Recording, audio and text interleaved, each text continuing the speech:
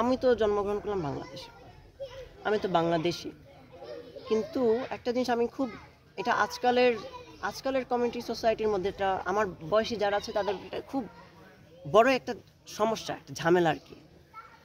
আমরা যে এখান থেকে দেখা যাচ্ছে যে বেশিরভাগ যারা হচ্ছে একটু প্রেস্টিজিয়াস টাইপ, যারা একটু নাম করা ফ্যামিলির থেকে অথবা তারা সাথে সাথে ইংলিশ মিডিয়ামে ঢুকে যায়। এখন ইংলিশ মিডিয়ামে ঢুকে তো কোনো অসুবিধা নেই অবশ্যই, হ্যাঁ বিদেশে গেলে একটু কনভিনিয়েন্ট হবে। আর অনেকজন তো ভাবে যে ও ও ইংরেজিতে কথা বলতে পারে, ও নিশ্চয়ই খুব জিনিয়াস টাইপ, ও নিশ্চয়ই খুব বুদ্ধিমান। সেটা কিন্তু না আসলে। আজকাল যে ইংলিশ মিডিয়ামে যে ঢুকছে আর ঢুকছে, তারা আরও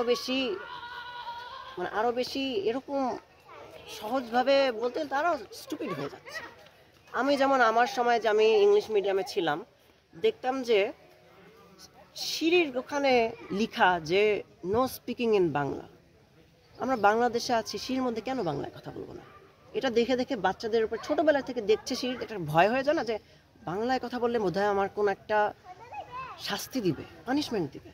এটা তো হলো না। আমার ইংলিশ মিডিয়ামে কতজনকে চিনি, একজনও, আমি মাত্র 2-3 জনকে চিনি যারা নিজের থেকে বই পড়ে। আমার বাবা না বই পড়ে, যেটা বাংলায়, নিজের থেকে তো পড়েই না। পড়লে কি, মা বাবা জোর করে পড়ায় অথবা স্কুল থেকে। আজকাল ইংলিশ মিডিয়ামে যারা আছে তারা বই কিভাবে পড়ে, বাংলা কিভাবে পড়ে, বাংলার খাতা। আর তারা তো সাথে সাথে ও লেভেল দেওয়ার পরে ঠুস করে বাংলা ফালাই দেয়, বাংলা কেন লাগবে, আর বাংলা কেন আমি আর প্রসিড করবো, আমি তো এটার উপর ইন্টারেস্ট নাই। এটা তো হলো না, তাই না?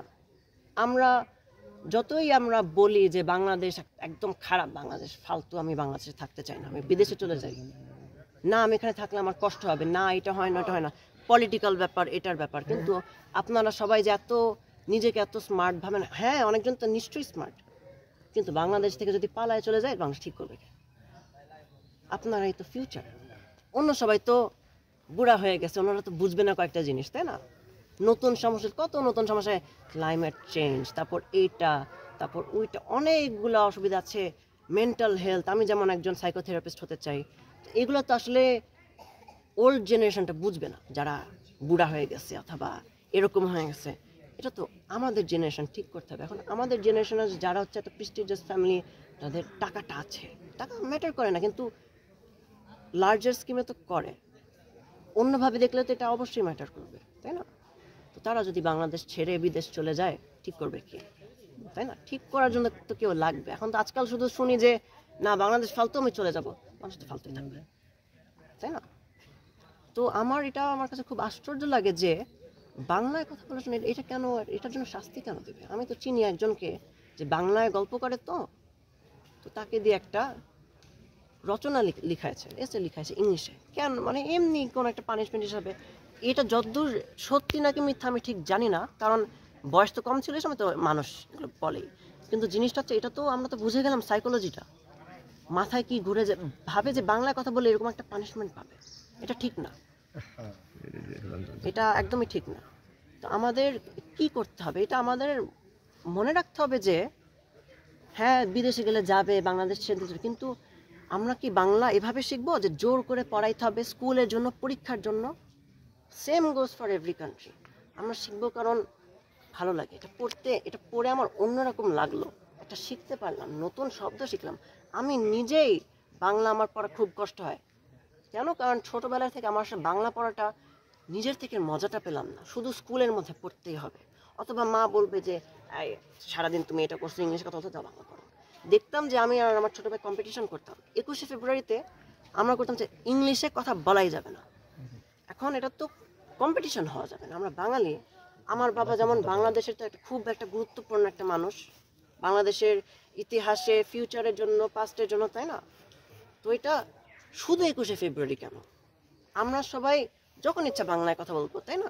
স্কুলের মধ্যে কেন লেখা থাকবে সিঁড়ির ঘরে যে বাংলায় কথা বলা নিষেধ, বাংলায় কথা বললে এই পানিশমেন্ট, ওই পানিশমেন্ট? আর এছাড়া এই ইংলিশ মিডিয়ামের বাচ্চারা, যারা বাংলা মিডিয়াম তারা তো বাংলায় পড়ে, এটা ঠিকই আছে। এই ইংলিশ মিডিয়ামের বাচ্চাগুলা উল্টা মা বাপ তাদেরকে জোর করায় যে পড়ায়, জোর করে যে প্রেশারটা দেয়। আপনি বলেন জোর করে আপনাকে পড়ালে আপনি মজা পাবেন? মজা তো পাবেন না। আজকে তো স্যারের তো আমার মনে হচ্ছে যে এইভাবে আমাদের একটু শুধু আমার বাবা তো একজন খুব বিশাল দেশপ্রেমিক ছিল, দেশের জন্য কত কি করলো। উনি মারা যাওয়ার পরে উনি বলে এটা আগের থেকে বলে রেখেছে যে ওনার কবর দেওয়া হবে বাংলাদেশে, আমাদের জন্মভূমিতে। তো আমরা আমার বাবাকে মনে করে রাখি এইভাবে, বাংলা হিসাবে। আমরা আমাদের কি করতে হবে, বাংলাটাকে মাথায় রাখতে হবে যে এটা আমরা নিজের থেকে পড়বো, নিজের থেকে শিখবো, নিজের থেকে এটা আমাদের এই স্টিগমাটা ভাঙতে হবে আর কি, তাই না? এটা আমাদের ন্যাশনাল, আমাদের মাদার ল্যাঙ্গুয়েজ, আমাদের মাতৃভাষা, এভাবেই রাখতে হবে। 21শে ফেব্রুয়ারি কেন শুধু আমাদের মাতৃভাষার দিবস? আমরা বাংলাদেশ আছে, আমরা বাংলায় কথা বলবো। এই এই জিনিসটাই আমার খুব অপছন্দ, যে যারা দেখে যে না ও হচ্ছে একটা প্রেস্টিজিয়াস বড় লোকের ফ্যামিলির থেকে, তো ও বাংলাতে কেন পড়াবে, ইংলিশে ঢুকায় দাও। উল্টে আমি দেখলাম আমার অনেক ইংলিশ মিডিয়াম ভাই বোন বন্ধুরা বলে যে না, তার সাথে তাকে আমার ভালো লাগে না, সে বাংলা মিডিয়াম। ঠিক এমনি